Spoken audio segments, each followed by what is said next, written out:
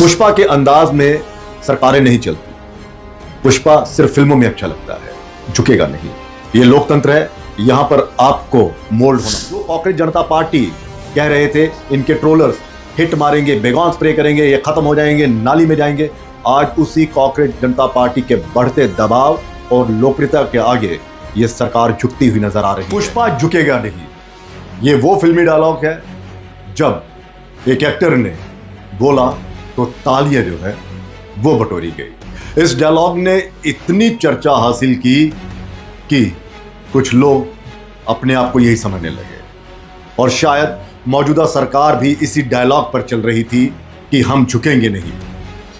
वो इसलिए क्योंकि एनडीए का दायरा इतना बढ़ गया कि ना तो विपक्ष उन्हें झुका पा रहा था, ना ही यह सरकार झुकने वाली थी। लेकिन एक महीना पहले एक पार्टी का जन्म होता है और वो पार्टी होती है कांग्रेस जनता पार्टी। जिस पार्टी को यह सरकार कह रही थी कि हिट मारकर ही हम भगा देंगे, आज वही पार्टी इनके सर चढ़कर बोल रही है। और जो विपक्ष भागता हुआ नजर आता था कि पुष्पा आ गया, पुष्पा आ गया, ये झुकेंगे नहीं, हमें झुका देंगे, आज वो विपक्ष भी एकजुट होकर कह रहे हैं ये फिल्मी डायलॉग अच्छे हैं, लेकिन राजनीति की पटकथा पर जब ये डायलॉग बोले जाएंगे तो उनका असर शून्य होता है। और अब आप जनता की अदालत में हैं, इसलिए इन डायलॉग को छोड़िए, डायलॉग करिए। तो कल तक जो सरकार झुकती नहीं थी, आज वो सरकार बेबस नजर आ रही है। कल तक जो सरकार आंदोलन को बाकायदा खालिस्तानी, कई ऐसे आंदोलन हुए, देशद्रोही, ना जाने किस किस नाम से उन आंदोलनों को नाम दिया, आज कांग्रेस जनता पार्टी के इस आंदोलन ने उनको झुकाया। और अब सोचिए, मोदी सरकार का एक मंत्री जो बाकायदा लोगों से मिलता नहीं है, जो बाकायदा विपक्ष को शून्य समझता है, आज वही सरकार का मंत्री प्रेस कॉन्फ्रेंस कर रहा है और कह रहा है वक्त आपका, जगह आपकी, सब कुछ आपका, बस हमसे बातचीत करिए। यह बातचीत का दौर इसलिए शुरू हुआ क्योंकि सरकार बैकफुट पर नजर आ रही है और सरकार को अब एहसास हो गया है कि जिस युवा को हम बरगला रहे थे, कई मुद्दों में हम ये बता रहे थे कि हम इस तरक्की की राह पर चल रहे हैं, हमने एजुकेशन सिस्टम को सुधार दिया है, बेरोजगारी को हमने कम कर दिया है, वही छात्र जो हैं अब इनके लिए गले की फांस बन गया ये आंदोलन।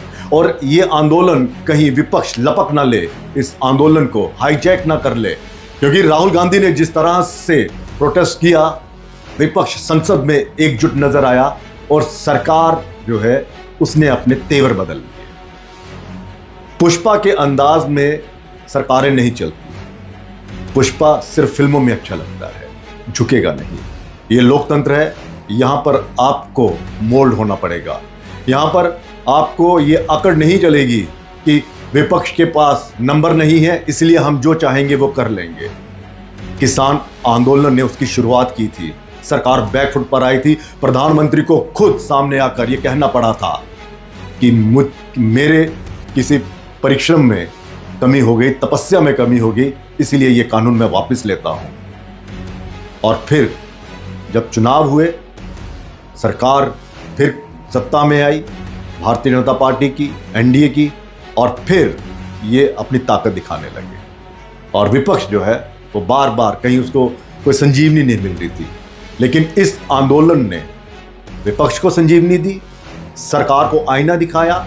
और जो कांग्रेस जनता पार्टी कह रहे थे इनके ट्रोलर्स हिट मारेंगे, बेगॉन स्प्रे करेंगे, ये खत्म हो जाएंगे, नाली में जाएंगे, आज उसी कांग्रेस जनता पार्टी के बढ़ते दबाव और लोकप्रियता के आगे ये सरकार झुकती हुई नजर आ रही है।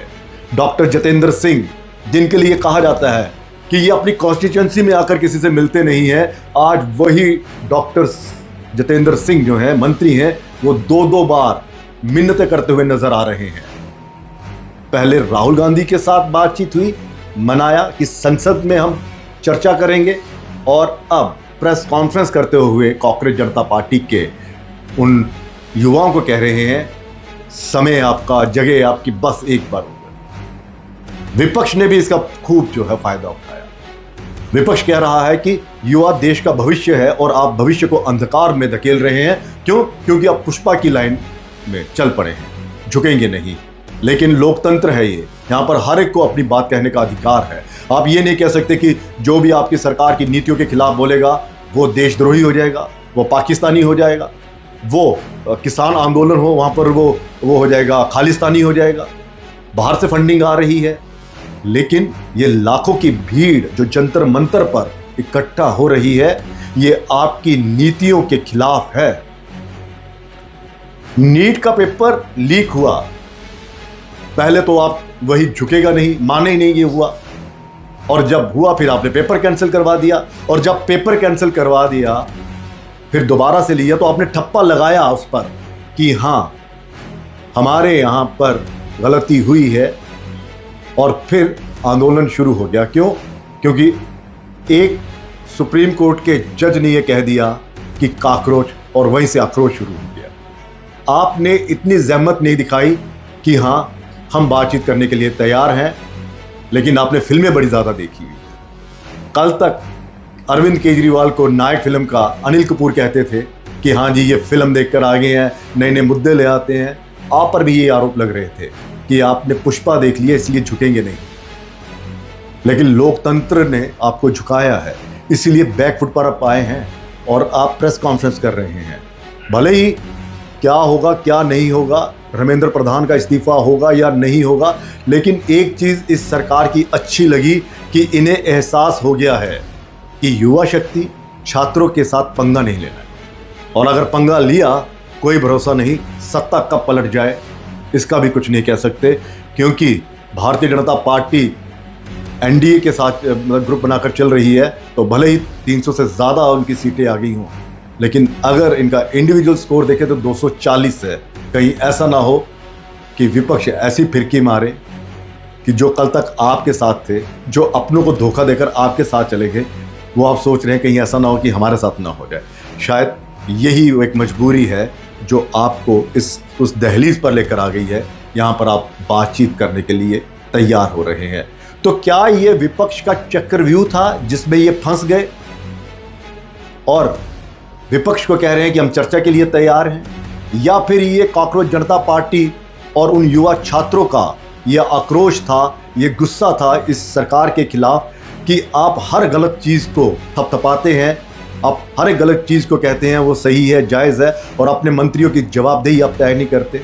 ये उसका दबाव है, ये तो वक्त बताएगा। लेकिन इतना ज़रूर है कि फिल्मों में पुष्पा झुकेगा नहीं बड़ा ज़बरदस्त डायलॉग था, राजनीति में ये डायलॉग शून्य होते हैं, और आपको भी एहसास हो गया कि नहीं अब हमें झुकना पड़ेगा। अब ये झुकना कहेंगे या समझदारी, ये वक्त बताएगा, लेकिन बातचीत के द्वार जो हैं वो खुल चुके हैं। फिलहाल इजाज़त दीजिए। ये खबर आपको कैसे लगी कमेंट करिएगा, और रेडियो संवाद को सब्सक्राइब ज़रूर करिए।